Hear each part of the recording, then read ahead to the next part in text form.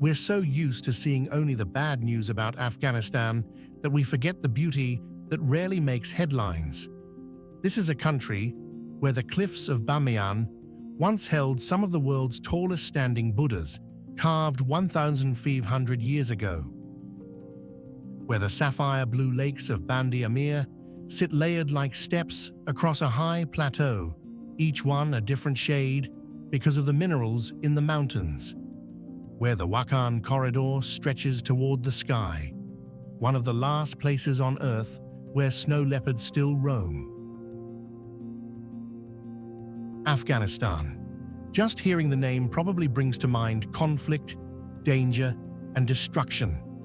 For decades, that's the only story the world has told.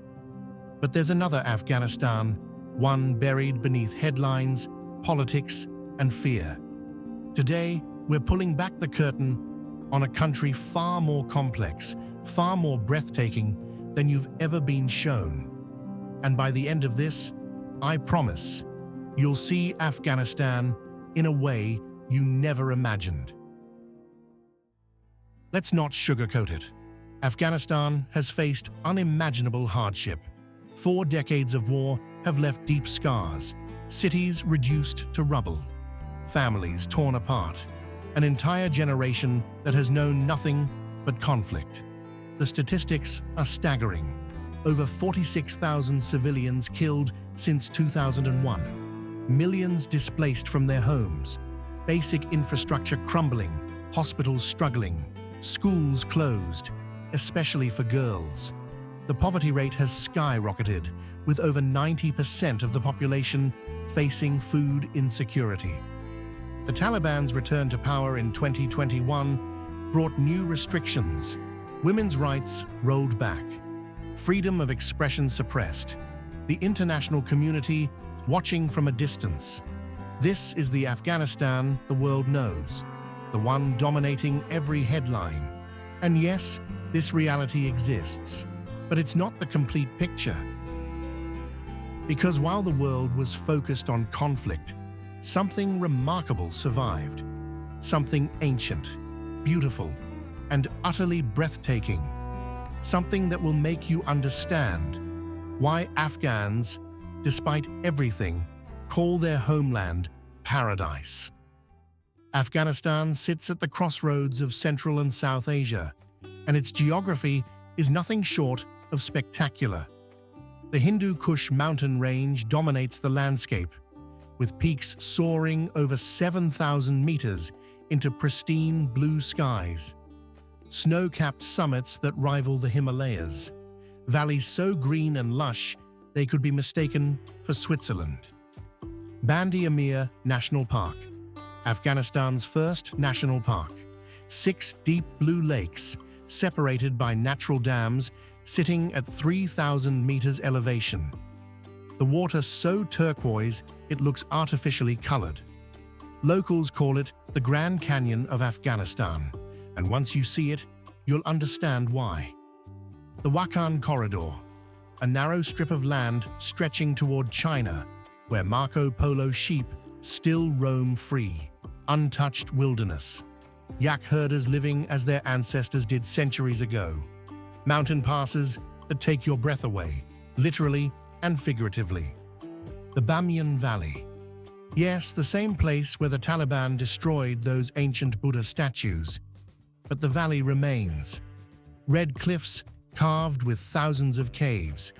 Wheat fields turning gold in the harvest season. A reminder that beauty persists even after destruction. But Afghanistan isn't just wild landscapes. Its cities tell stories thousands of years old. Kabul, the capital, a city that has risen from ashes again and again. Yes, it bears the marks of war. But walk through its streets and you'll find life pulsing through every corner. The smell of fresh naan from tandoor ovens. Carpet sellers displaying intricate patterns that take months to weave. Herat, the cultural heart of Afghanistan. The great mosque of Herat, with its stunning blue tile work, has stood for over 800 years. The citadel, dating back to Alexander the Great. Streets lined with artisan workshops where craftsmen create miniature paintings, glasswork, and calligraphy using techniques unchanged for centuries. But Afghanistan's greatest treasure isn't its landscapes or ancient cities, it's the people. 23 different ethnic groups: Pashtuns, Tajiks, Hazaras, Uzbeks, Turkmen, Baloch, and more, each with their own language, traditions, and identity.